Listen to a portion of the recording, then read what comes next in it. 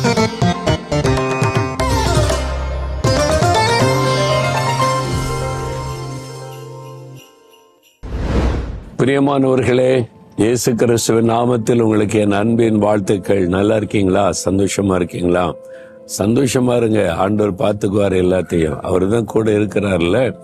பிறகு எதுக்கு நீங்க பயப்படணும்? மகிழ்ச்சியா இருக்கணும். சரியா? இந்த இடம் பார்க்கறதுக்கு எப்படி இருக்கு? நல்லா இருக்குதா? இது மியான்மர் தேசத்தில் உள்ள யாங்கூன் என்கிற நதி ஓடுகிறது. அந்த நதியில ஒரு சின்ன ஷிப் அதுல இருந்து கொண்டுதான் உங்களோட நான் பேசுகிறேன். பின்னால பாத்தீங்களா கண்டெய்னர்லாம் இருக்குது. பெரிய சிட்டி தெரியுதுல, இதான் யாங்கூன் சிட்டி. ஒரு காலத்துல இது ரங்கூன் என்று அழைக்கப்பட்டது, இப்ப யாங்கூன் என்று அழைக்கிறாங்க. பெரிய ஒரு சிட்டி இது. இந்த தேசத்திலேயே பெரிய சிட்டி இதுதான் என்று சொல்லப்படுகிறது. இந்த இடத்தெல்லாம் பார்க்கும்போது ரொம்ப மன ரம்மியமா இருக்கும். நிறைய போட்டுகள் போகுது வருது. மக்கள் காலையிலேயே அவ்வளவு பிரயாணப்படுறாங்க. அதெல்லாம் பார்க்க முடிகிறது. பெரிய ஆறா இருக்கிறதுனால இதுல கப்பல்லாம் பிரயாணப்பட முடியுது. அதனால்தான் இங்க பல நாடுகள் இருந்து வரக்கூடிய கண்டெய்னர்லாம் இங்க இறக்கி வச்சிருக்கிறாங்க. இது மாதிரி இந்த தொழில்கள், கடல் தொழில் இங்க சிறப்பாய் நடக்கிறது. சரி, இந்த நாள்ல ஆண்டவர் எனக்கு என்ன சொல்லுகிறார் அப்படின்னு கேக்குறீங்களா?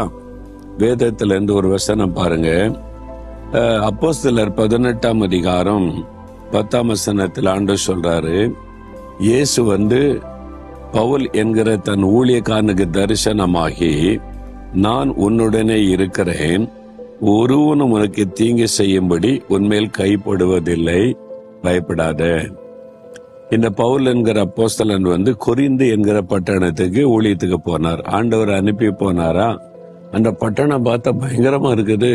அந்த சூழ்நிலையே பயப்படுகிற சூழ்நிலையா இருக்குது. இப்ப ஒரு சுவிசேஷத்தின் வெளிச்சத்தை கொண்டு போறார். எதிர்க்கிற மக்கள், இவருக்கு விரோதமா எழும்புகிற மக்கள், மத தீவிரவாத அந்த வெறி உள்ள மக்கள், இவங்களால தனக்கு ஒரு ஆபத்து தீங்கு வந்துடுமோன்ற பயம், அப்படி சூழ்நிலை தான் காணப்படுகிறது.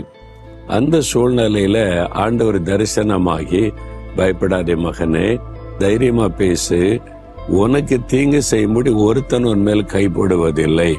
அப்படின்னு என்ன அர்த்தம்? நான் உனக்கு இருக்கிறேன் பாதுகாப்பா, என்னை தாண்டி தானே உன்கிட்ட வர முடியும், பயப்படாதுன்னு சொல்றார். ஊழிய செய்யற இடத்துல பிரச்சனையா? நீங்க வேலை செய்யற இடத்துல பிரச்சனையா? நீங்க பிசினஸ் செய்யற இடத்துல பிரச்சனையா?